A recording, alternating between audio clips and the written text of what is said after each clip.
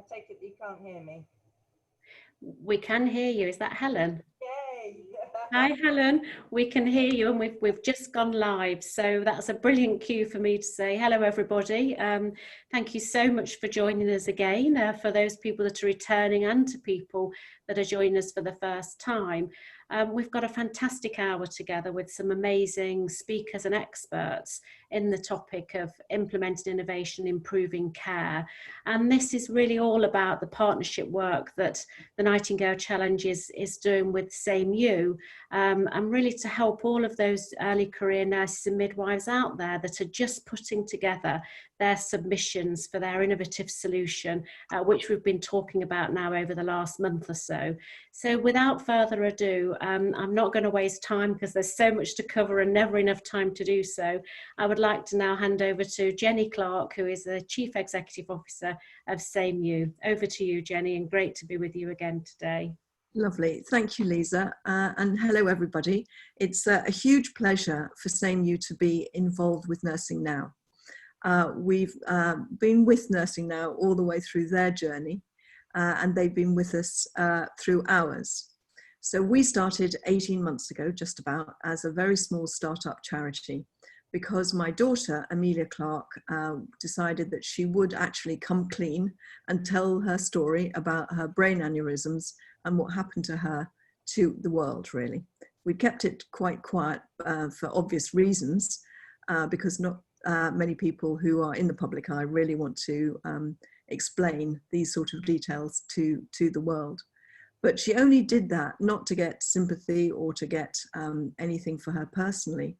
She wanted to see how we could use her platform, which is global, to really try and make a difference to people, survivors, their families, their carers, to make a real difference to their life chances after they've recovered or they're trying to recover from a brain injury or a stroke. So what we decided to do was to start a small charity called Same You. And we're here to amplify everybody else's voices. It's not about Amelia's story. It's about the voices of the millions of people who live every day with brain injury around the world. And how can we take their stories, take their problems, take their opportunities, and let people understand what a really, really important and neglected area this is. We see this as 1 in 3 people have a brain injury at some point in their lives, as I'm sure you know. But not everybody knows that. It seems to be quite a secret. And so what we're trying to do with this amplification is to, first of all, make sure that people do understand the scale and size of the problem. At the same time, we are partnering with some of the world's leading experts in the States at the moment, in Switzerland and in the UK, to try and promote and to get funding for major innovations in neuro recovery care. So that really is the heart of Same You. And so we wanted to connect with nurses around the world, and particularly early career nurses, because from our personal experience, and I'm obviously a carer as Amelia's mum, but I've also got aneurysms myself, so I'm a patient too. So from our point of view, well, we're not medical, we're not experts at all, but we do have a tremendous passion to see how nurses can extend their role that they already have got, you've already got, and how can nurses, how can each of you take on a new additional set of responsibilities that will help you through your career and that will help patients and their families, because you are with them and you can actually see firsthand what people need. So when Nursing Now said, would we come along and would we talk to you, we thought this is such an incredible opportunity, which it is. So we have got the great pride in saying that we are the first sponsor of the Nightingale Global Solutions Initiative. So our challenge to nurses around the world is one that might not be immediately obvious to people, because it's specifically about brain injury rehabilitation. And by doing this, we really want to show that recovery and rehabilitation is such an important but under-resourced area.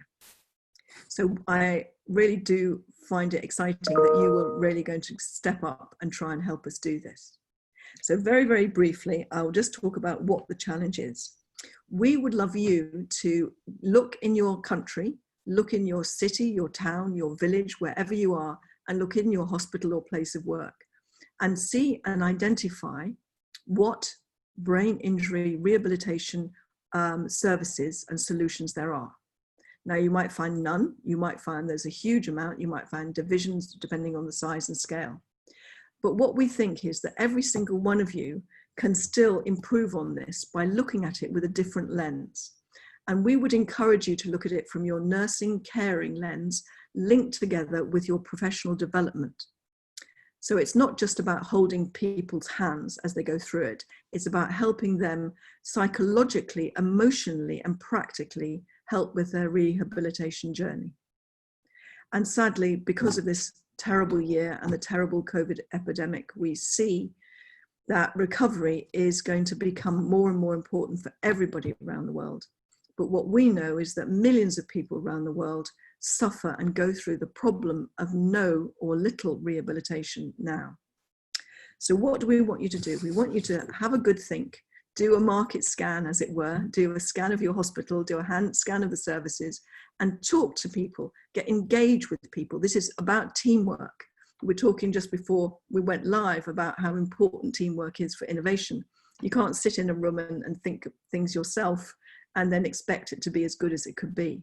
So rehabilitation is multidisciplinary, but you as nurses can play a leading role in that.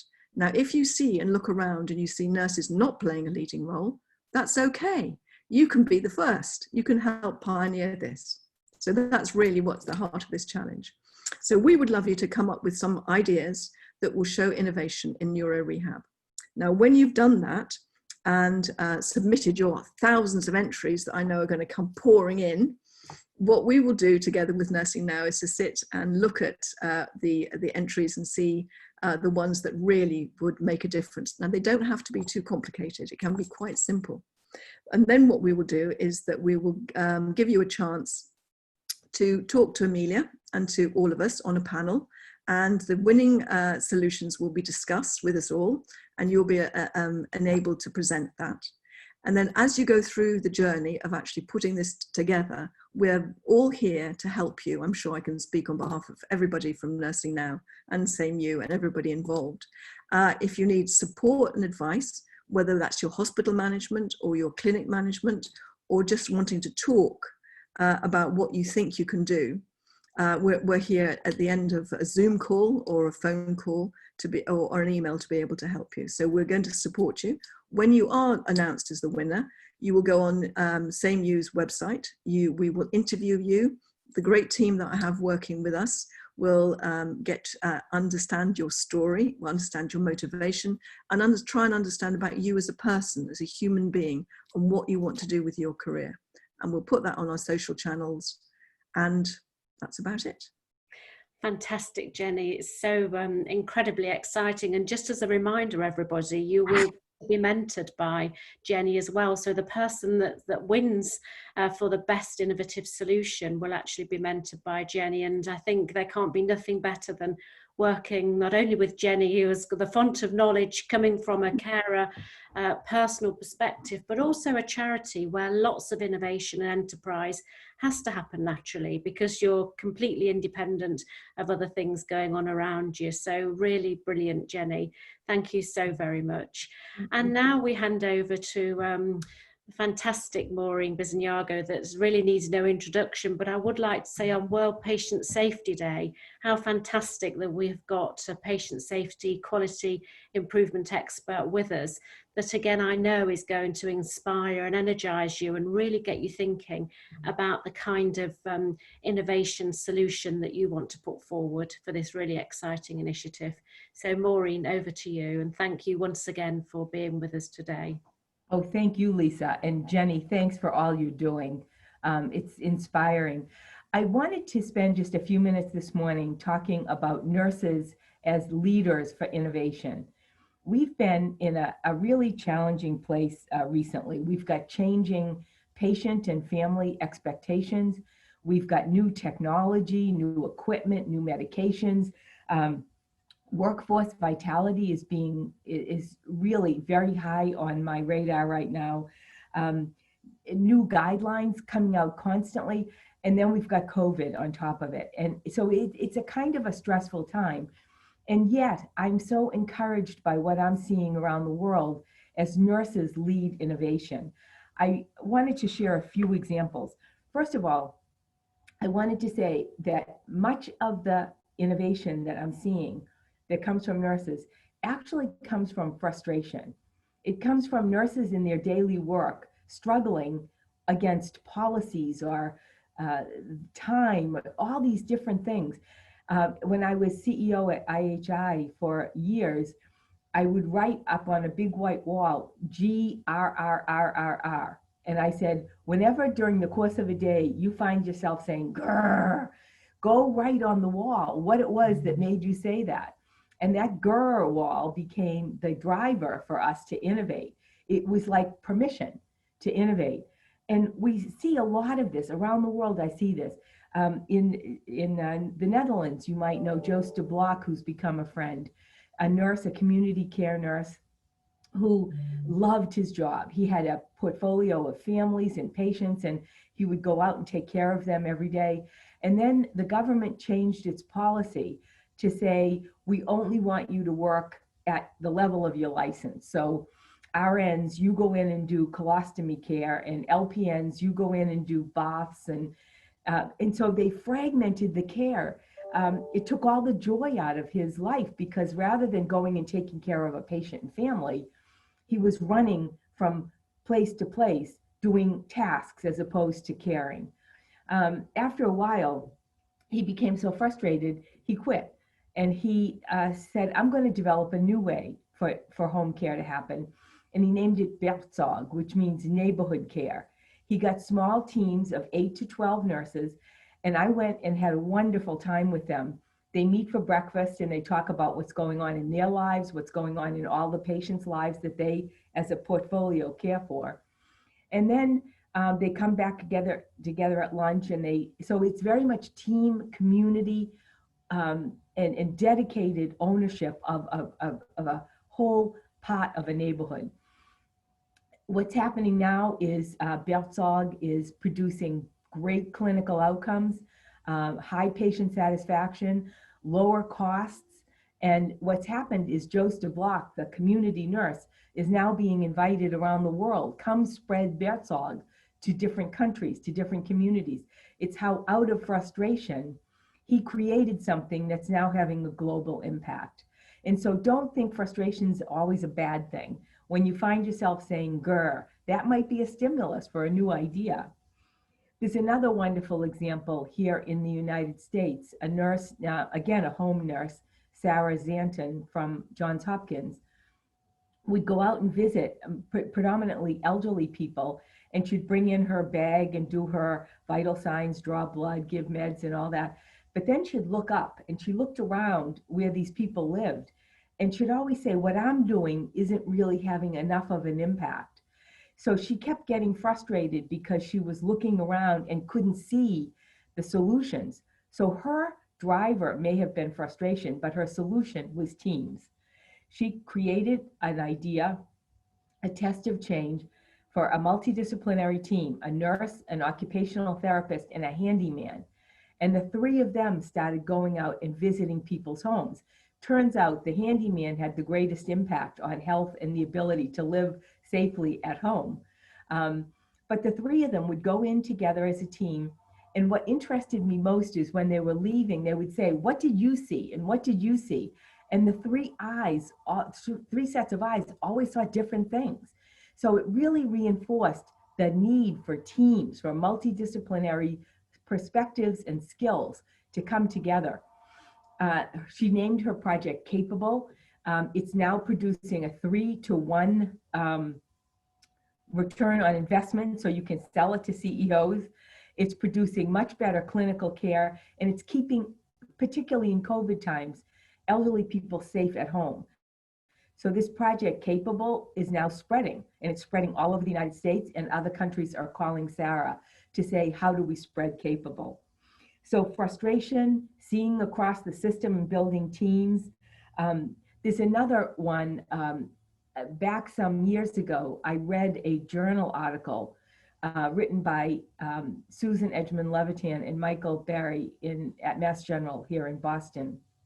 And in the body of the article, I saw a sentence that changed my whole life. It said, "We can't only ask a patient what's the matter. We also have to ask what matters to you." And this was pre-COVID time. I was flying to Paris to give a plenary, and there were about 4,000 people in the audience. And I said to them, I read this journal article, and we have to do this. We have to change our culture from what's the matter to what matters to you. I said, when you go back to work, try it. Go ask the next patient you see what matters to you. A nurse, Jen Rogers in Scotland in a pediatric unit, went back and asked the first patient she saw. It changed everything. The patient was 7 years old, autistic, and didn't speak. So they drew pictures and put them on her door. So enabled doctors and nurses to take care of this patient who would have been perceived as difficult in another circumstance. Now they knew Kendra and they knew how to take care of her. So it spread to the rest of the pediatric unit, then to other hospitals in Scotland. And so Jen, the nurse in the pediatric unit, is having a huge influence on the culture of care in Scotland. What I loved was last year, Jen Rogers, the nurse, was named Scotland's Woman of the Year. How's that? A nurse had an influence on the culture of a whole country, and they named her Scotland's Woman of the Year. There was another nurse in Norway, Anders Vega, who similarly was in the audience, went back and started making changes in nursing homes and long-term care facilities. When I went and visited him, it filled my heart with joy, because usually when you go into some of these places, there's a whiteboard and it has the patient's name, age, doctor's name, and DNR status, the whiteboard to tell you what room they're in. Not in Anders areas. In Anders areas, there's a picture, what matters to this person, what they want to be called, and then all the other stuff. And I was standing there with him in front of the board. I don't read Norwegian, I don't speak it. So I said, tell me about this man. And he said, he's 88 and he wants 2 scotches every night at 5 o'clock. And I smiled. And then tell me about her. Well, she says, never, in capital letters, take me out of my room without my hair done and my makeup on. And I knew these people by standing in front of the board, as opposed to a whiteboard that has name, age, and DNR status. It's just so inspiring to see what changes people make. Also there in Norway, this What Matters to You is taken over. As a matter of fact, with Sean Marr, another nurse in Scotland, we started just routinely every couple of weeks, we got on a phone call, and then more and more people started calling. So now in our regular calls, we have people from British Columbia in Canada, in Brazil, in Australia, Norway, Sweden, England, all over the world, Belgium. People just joined the call. And we started a new website called What Matters, WMTY, What Matters to You .world. And if you go there, you can see that this movement has now spread to over 50 countries, thousands of organizations where people every morning walk in and start their day by saying what matters to you. It's totally changing things. And another patient in a nursing home had a lot of brain difficulty, and he was perceived as a difficult patient. When they went in the morning, it was all fighting and trying to, when they'd say, we're going to bathe you, we're going to get you dressed, and he would fight. And one morning, his nurse went in and said to him, what matters to you today? And he said, I want to wear my blue shirt. And the nurse said, why do you want to wear your blue shirt? And he said, it was my wife's favorite shirt, and she died 2 years ago today, and I want to honor her. And he got himself bathed and dressed in the blue shirt. And from that day forward, every morning when they say what matters to you, he defines his day. He's taken control of his life again, and he gets dressed and cares for himself. And then one final story, again, to your point, Jenny, about the frequency of brain injury. I was in a a facility in Norway, and I said, take me to the place you're proudest of.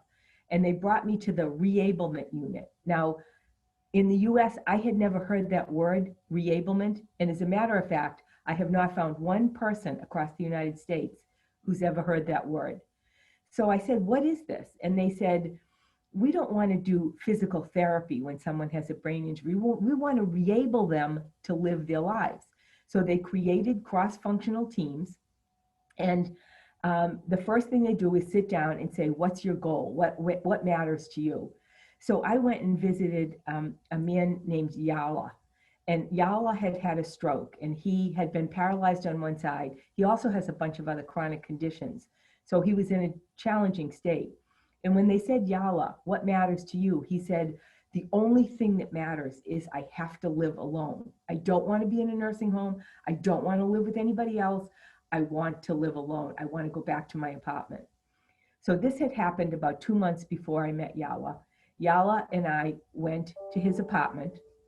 We were, he met me in the lobby, and then we took the elevator up. He uses a walker, so he was walking a little slowly down the hallway. And when we got to the door of his apartment, he was fumbling with his keys. And so I said, Yala, can I help you? I'll open the door. And the reablement person grabbed me by the arm and pulled me back and said, no, he will open.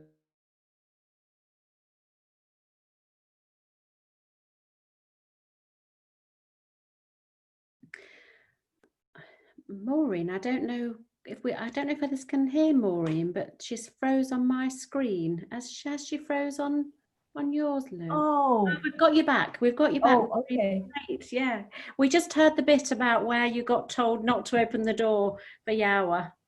Okay, and then, can you hear me now okay? Yeah, we've got you now. Brilliant. And then Yala, I said, Yala, can I make you coffee? And the reablement person said, no, Yala will make you coffee. And then the reablement person told me that I was not qualified to be a reablement nurse because I was too caring. You know, I didn't know how to make him independent. And but that sense of team and that sense of understanding what matters most really can drive innovation. So as I close, I just want to say, I would encourage you all, as you take up Jenny's challenge, to do 3 things. First is focus on your IQ. What is it you want to learn every week? What are you going to watch a video? Or are you going to read an article? Or how will you learn something new about nursing in this COVID time? Second, work on your EQ, your empathy quotient. And that means walk along Yala, figure out what matters to him, ask what matters to you to a patient. It will change everything. And then third, focus on your CQ, your curiosity quotient. And that is ask questions, go out and learn. Don't think we have the right answers because we don't. And that's why this innovation challenge is so absolutely vital in this time. So thanks all for being here, and I'll be around with you. So I hope not frozen. Thanks. Brilliant, Maureen, as ever, energized and inspired. And I'm sure what you've said resonates with so many people. I think fundamentally we have to look at nurse training because we still, I think, do educate people to do lots for their patients and not quite start from that partnership perspective where actually the clinician and the patient are partners in their journey, not doing stuff unto them, but brilliant stories that always bring everything alive. So thanks again, Maureen. And just don't forget, folks, to post questions in the chat box. We have got a Q&A session and we're keen to answer any questions that you might have. So we're now going to go over to, I'm just going to check because I've lost my thing here. We're going now to Lou Waters, who is she basically is passionate about quality improvement and works at a hospital. What would you say, Lou, in sort of the middle-ish of England, Gloucestershire, sort of to the middle, to the west? I'm not very good at geography. Southwest. Heading southwest, yes, yeah. So over to you, Lou, to talk about your brilliant work at that organisation. So if I just... Has that worked? Yeah, that's perfect. So we can see the slide. So, hello everybody, my name's Lou and I work for the Gloucestershire Safety and Quality Improvement Academy at Gloucestershire Hospitals Trust, and I'm just going to spend a few minutes today talking to you about the QI process, the quality improvement process, how we can make change happen, and how do we know if that change has made a difference or not, how do we know if it's improved. So, looking at what is quality improvement, these are two really nice graphics that someone called Sonia Sparkles created. And she's basically saying that it's a systematic method to solve complex problems through testing and learning. So we're testing everything we're doing, we're trying things out and seeing what works, but we're also empowering people and recognizing that the people with the most knowledge and most power to actually deliver these innovations are those people delivering the care. They're not the people sat in offices, executives at that level. It's actually people that are delivering the care that know what's going on and are in a best position to create an improvement. So quality improvement needs to be evidence-based. We shouldn't be making changes just because we want to. We need to be looking and making sure that we actually know there's a problem that needs to be fixed, and there's plenty of them. So there's always something that we can be working on to make a difference to our patients. It's also really important, as we've talked about already this afternoon, about QI as a team activity. You need to have as many different points of view in your team as possible. There's a whole range of tools that you can use in quality improvement, and they all do something slightly different, but they will help you get from the problem to a solution that works. And as I said, small rapid scale testing of ideas, and we need to do some measurement. So we need to have a bit of data. And then when we find something that works really well, can we share it with someone else? Can it happen in another area? As Maureen was saying, these things that have worked and have gone, you know, around countries and they've gone globally, are the things that we're doing that can actually be scaled up and spread to other areas. So QI really is basically about implementing changes that actually work. We're not implementing anything without the evidence that they work. So in Gloucestershire, we have what we call the GSQIA Way. And that's an arrow of processes that we use to do quality improvement. So we start off at the very beginning and say, what's important to your patients and your department? And is it the best it can be? So for that area, we're looking at baseline data. We're looking at potentially seeing whether other areas are doing things better than we are. Can we improve? And then we move on when we look at our problem to do some diagnostics. So we need to look at our system and say, okay, well, if I make this change, who's that going to impact? Is that going to impact outside of my area? So outside of my ward, might it impact on the labs? Might it impact on radiology? Who's going to be impacted by these changes we want to make? You can also, involving your patients and your carers, do something called emotional mapping, which is looking at what are the emotions that people are feeling as they're going through these different journeys. So when they arrive in the emergency room, how are they feeling? When they first get seen by the nurse, how are they feeling? And you can start to identify where in the process for those patients there are problems, where people are having a bad experience that you can maybe do something about. Moving along next then, we're looking at what sustainable changes can we make, and we can use a tool called a driver diagram to do this. And what a driver diagram does is it breaks down your problem into small bite-sized pieces that you can then create change ideas for those small bite-sized pieces. And you start with a driver diagram with your aim statement. So you're saying, I want to achieve X, and these are the ways that I think I can get there. But you don't know if they're going to work until you test them, and that's the really crucial bit of QI. So the GSQIA way that we use in Gloucestershire is based upon the model for improvement, which is a model that is very simple and a good one for you to think about using if you're going to do a QI project. And it starts off saying, what are we trying to accomplish? What is it we're actually trying to do? And if you notice all the way through, it talks about we. It doesn't talk about I, it talks about we. Measures how will we know that a change is an improvement, and what changes can we make that will result in an improvement. And then this bit at the bottom, plan, do, study, act, that's a PDSA cycle, which is your testing changes. So we've got some tools and we've got a process, but how do we actually make change happen? To be successful, we need to work relationally. We need to have relationships with those people that we want to make change with, and we need different viewpoints at the table. A nurse will see something differently to the way a patient sees it, to the way a therapist sees it, to the way a ward clerk or a healthcare assistant sees what's going on. And you will all have diverse viewpoints, which will help you come together and find the best way to move forwards. So improvement starts with I, but you can't do it on your own. And if you take one thing away from this, that is what I'd like you to take away. It is very much a group effort. So we want to move from me to we, and from buy-in to investment. So historically, we tend to talk about, oh, I need to get buy-in to this project. Why are you getting buy-in? It's because it's somebody else's idea. Someone's trying to sell that to you. They're trying to make you think it's a good idea. What you want is you want to get those people involved at the very beginning so that they're investing themselves into that idea, and you're designing together and creating those solutions together, and that will really build your team and build your relationships. So a good way to think about who to involve, you can ask who knows about a situation. So who has the most information? They may be a subject matter expert, they may be someone in your team. Who cares that something is done about it? And who can do something about it? So that's your people with power and influence that can support you in moving forward with what you want to do. So this is a really nice slide that I've borrowed from a colleague, Anna Burhouse.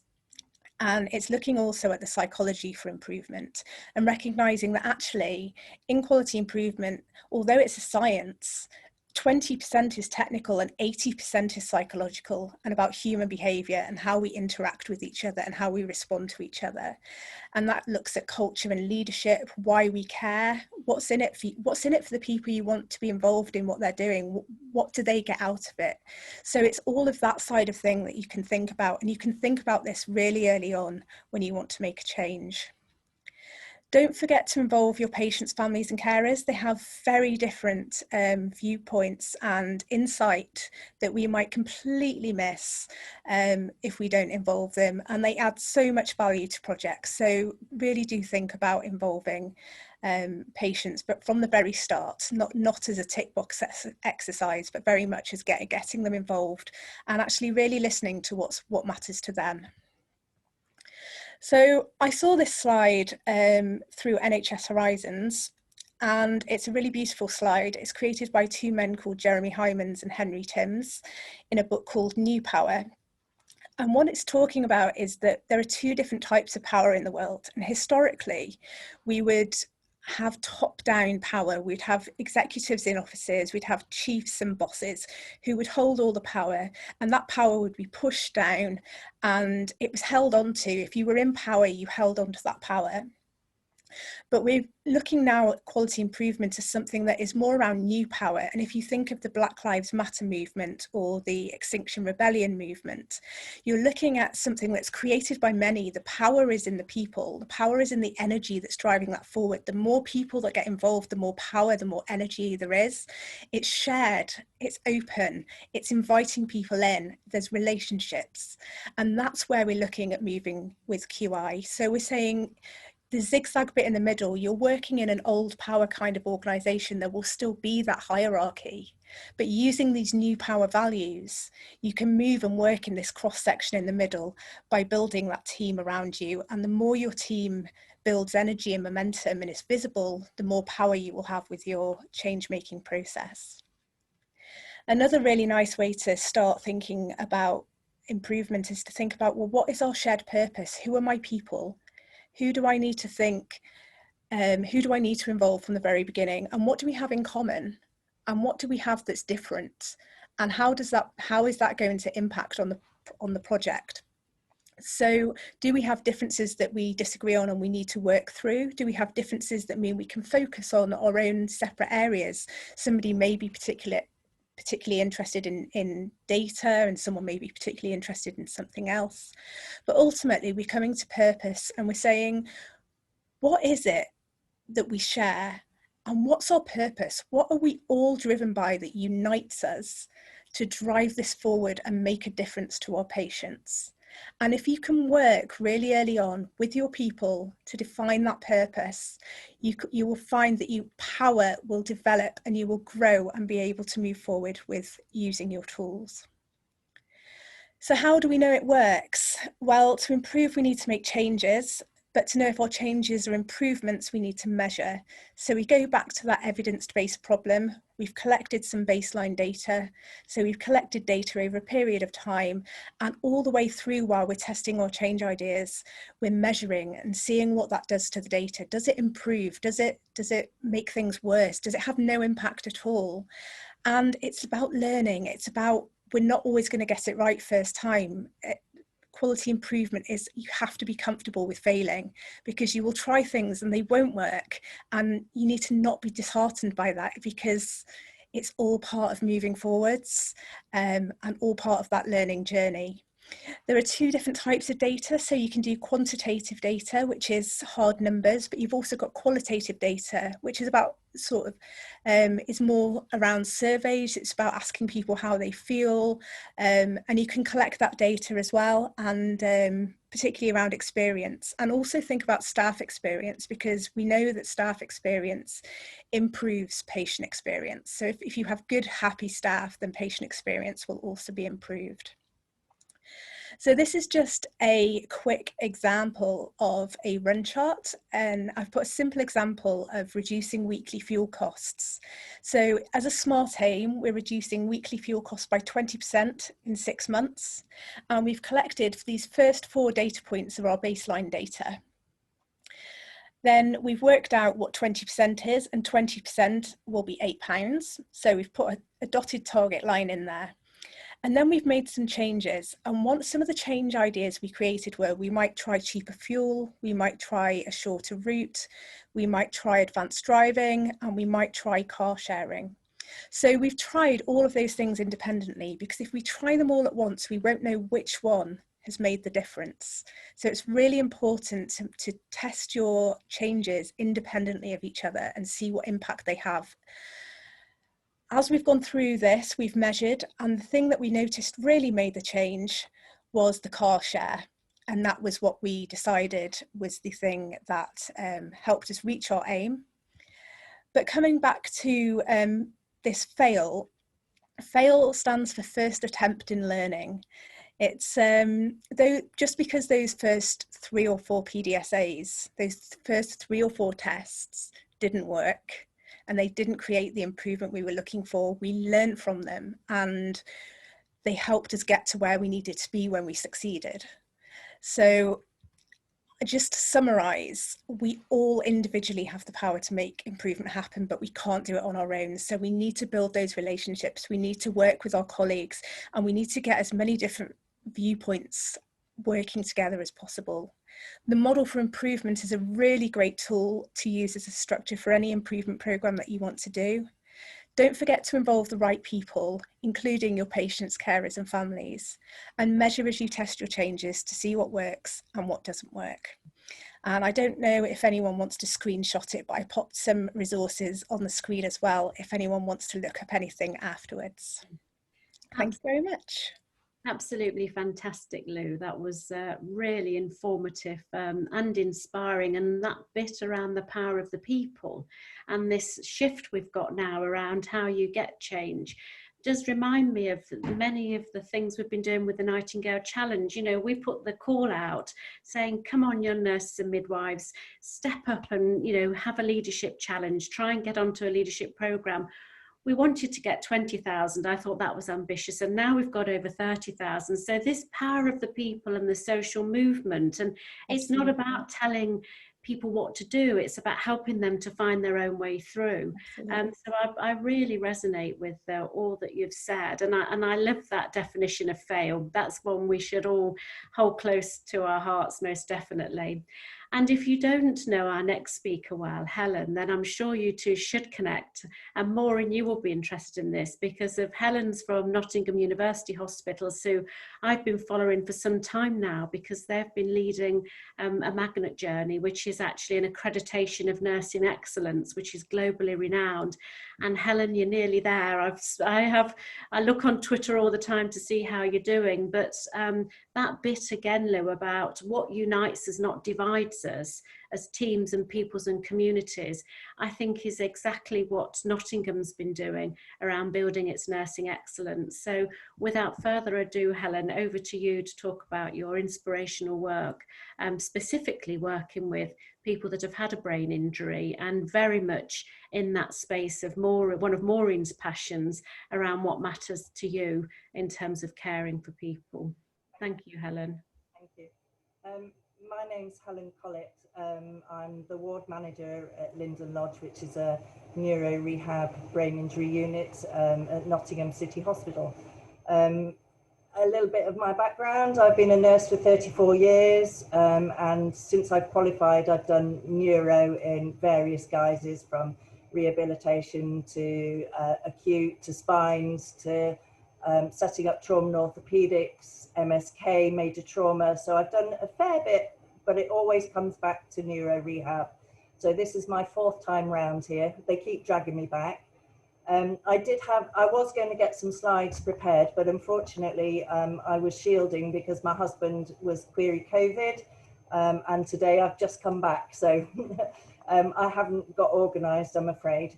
So my innovation project was around the safety of my staff and for my patients. Anecdotally, over the last 4 or 5 years, we noted that AVH, aggression, violence and harassment towards staff and to other patients was increasing.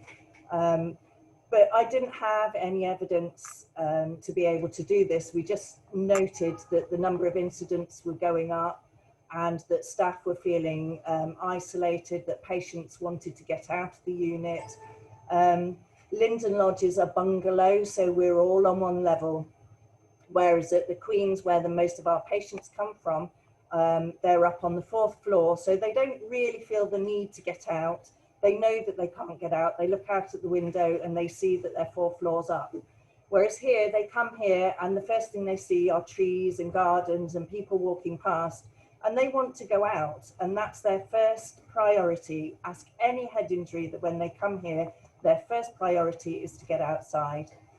So when I was asked to do my degree as part of the magnet journey and to be able to put innovation into place, I talked to my staff around what it is that we wanted, and they said that they wanted a secure garden area for our patients to be able to access the outside, for staff to feel safe that patients are outside and they wouldn't have to go running down the road after them. So I did a bit of research around it, and in the UK there was nothing, absolutely nothing around brain injuries with secure gardens, with horticultural therapy, but there was lots with learning dis, mental health, dementia, and also in the US, lots of the hospitals have gardens and different surfaces for patients to be able to access. Also noticed that it was with veterans and PTSD, which a lot of our patients do come to us with post-traumatic amnesia. So, you know, this was all resonant around what we were to do. So using this information and my incident forms and staff feedback and patient feedback and relative feedback, I put a business case together for the trust. We'd done a huge amount of fundraising anyway, so we'd raised around about £11,000, but I couldn't get anybody to take any notice. So it's only when I could evidence base it that then they started to sit up and take notice of what we could actually achieve. So between 17 and 18,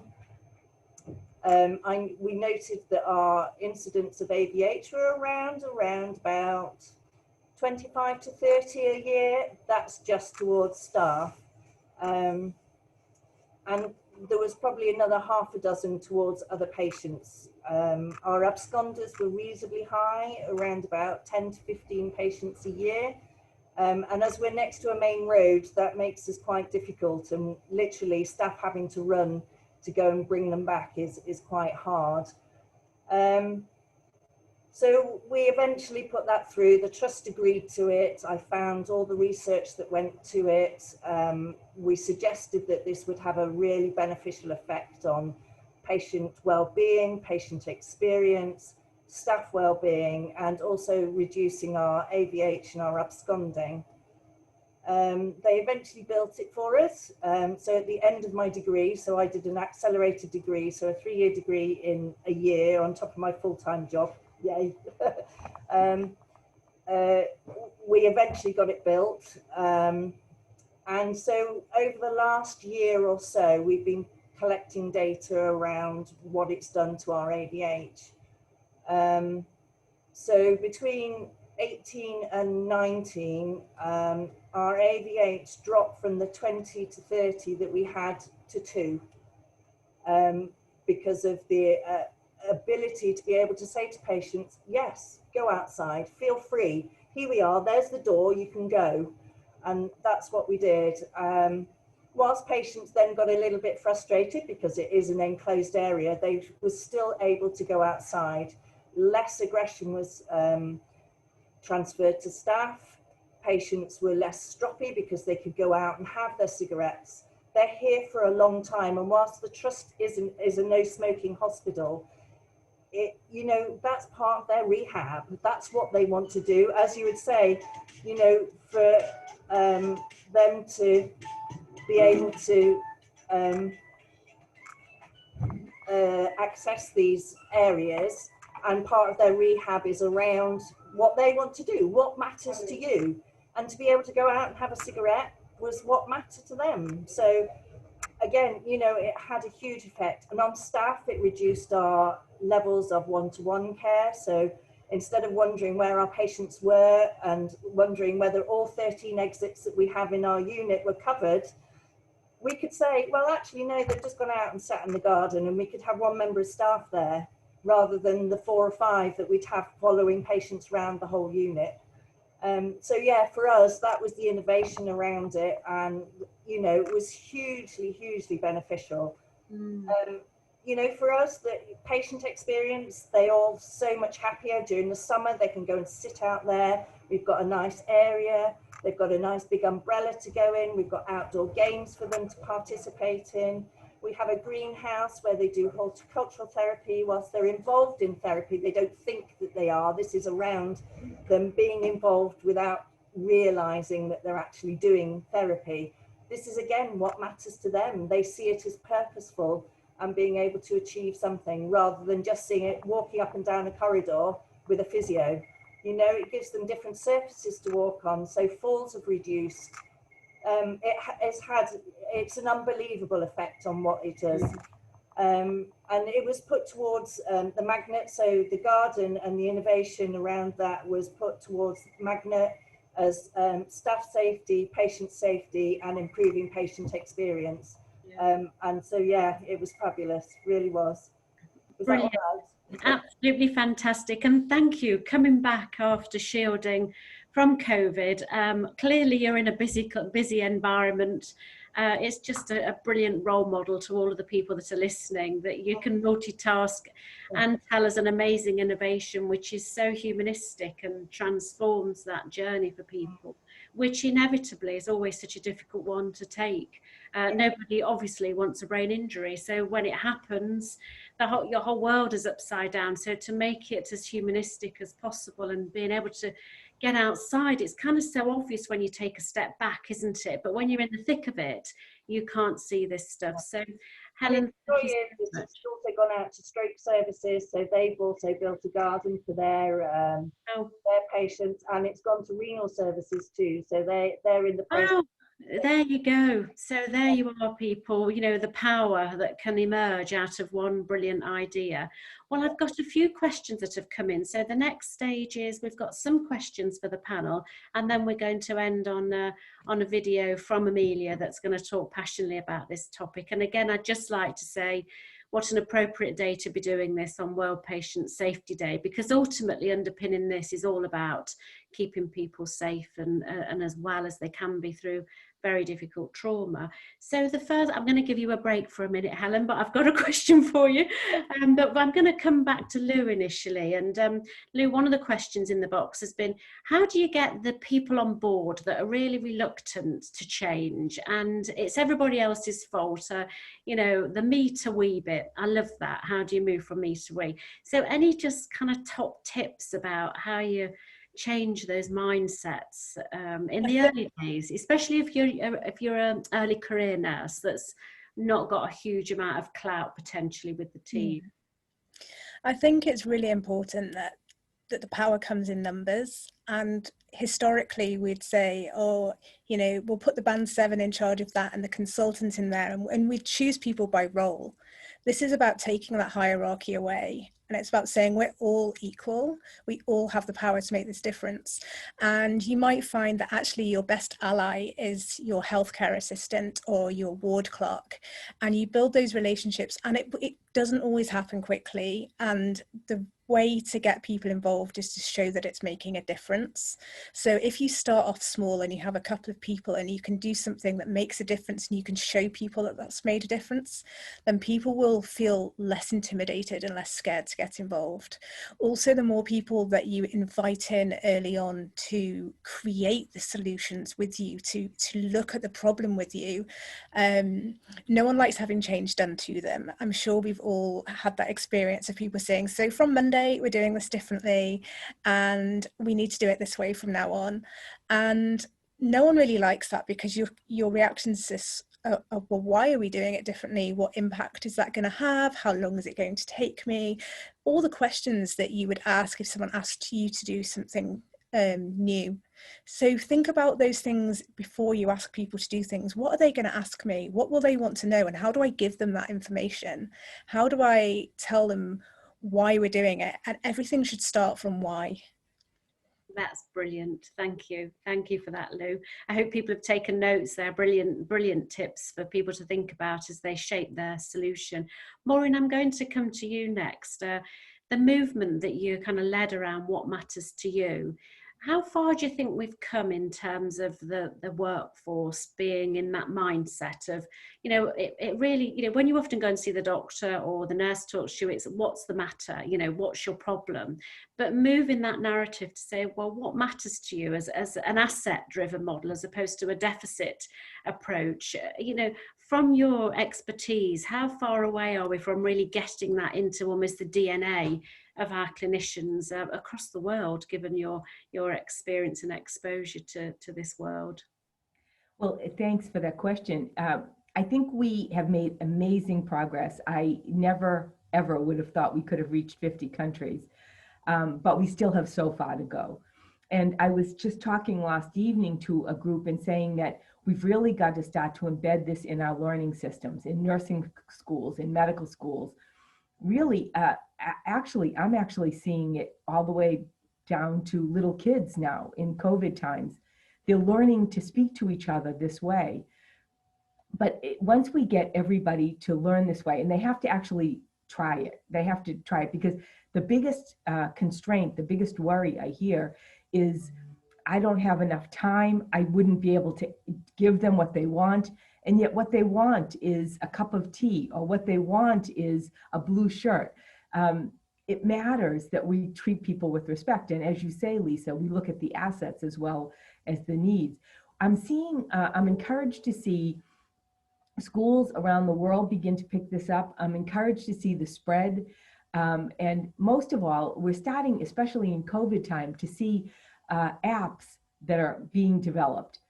So one is called Patient Wisdom. And before a patient has an encounter, whether it's virtual or in person, they put a picture of themselves. They can put pictures of their families on the app. They can talk about who they are. I play golf, so I want to make sure my knees are okay. And they talk about what matters to them for that visit. And that's changing the whole conversation from what brings you here today? What's your chief complaint? To how can we partner together to produce better care and better health? Brilliant. So you see, Maureen, that technology could be another massive driver to shift again where we've got to. And we'll put your website into the information about this, the What Matters to You website, because I think, again, for those people that are considering putting a solution forward, it would be good to look at that as a whole different sort of philosophical approach, really, to how we create care plans with people. Thank you, Maureen. Jenny, I'm going to come to you, and then Helen, after you've had a breather, and then we'll do the video and aim to finish at 4 o'clock, mindful at time. So Jenny, we've been doing this together now for over a month and heard lots of really, really great ideas. As a feeler for people that are trying to win this, what's inspired you the most about what you've heard from these fantastic experts today, in terms of the solutions and the ideas that they've articulated for people that are putting this solution together? Well, there's a theme, isn't there, from everybody. There's a really strong theme, and that really is, we've just heard, changing the conversation. Yeah. So I think to make change, it is all about, again, you use the beautiful word humanistic, Lisa, and I think it's about connecting the change with the human being.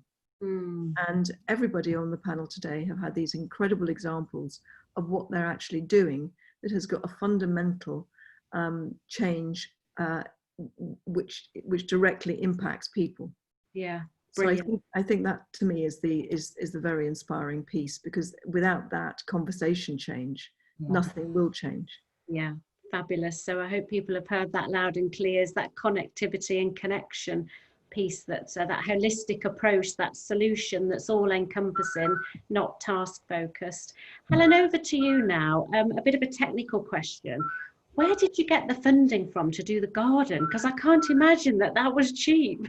Oh, it wasn't. We did huge amounts of fundraising, literally. So we did dragon boat races. We had fates. I shaved my head. Oh my God. Yeah, so I used to have really long hair. It was halfway down my back, and it's not grown back since. But I've got a bit zany in my old colours. So yeah, I raised £1,500 myself from that. Myself and one of my discharge coordinators, we ran 2 half marathons. So yeah, the whole MDT has put together money through the charity, and we raised the £11,000 that we needed for that. Amazing. So I think that very much speaks to the entrepreneurialism aspect of this challenge. And Jenny, we've talked about the importance of these people coming forward with that entrepreneurial, as well as all that clinical expertise and passion for care and safety. Having entrepreneurialism running through you is clearly important. And again, amazing, Helen. Thank you so very much. And now I think we're going to end on a video, a really moving video from Amelia herself. So subject to the technology working, we end on Amelia. Thank you so much to this wonderful panel. It's such a privilege to have spent the last hour with you. I've learned so much about it, and I'm sure it will be really helpful to people that are putting their challenges together for this brilliant solution. And don't forget, it's the 23rd of this month when you need to get the challenge in. So please go for it, and let's see what we can achieve together. Thank you so much, and over to the video. I know that nurses have made the biggest, I'm so proud to be an ambassador of Nursing Now, an ambassador of Royal College of Nursing as well. And I'm so proud of that, because at every turn, be it from my own journey with my own illnesses, or I lost my dad to cancer 4 years ago, which seems like it was yesterday. And the nurses that cared for him there were it was just the most profound kindness, the likes of which I have never seen since outside of a hospital. So I care very deeply about you guys. And I believe that you have within your hands the ability to truly change people's lives, like really, really change them, because it's changed mine. And I know it's changed mum's as well. So we're incredibly excited about this challenge that we're setting, because I think that you guys could be the linchpin to really, really putting brain injury awareness on the map. and a linchpin of actually caring for people in the ways that they're gonna feel the best kind of recovery.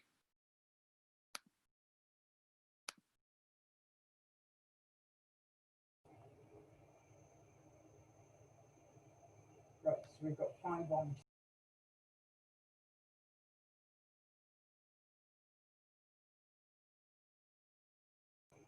Lisa, you're on mute.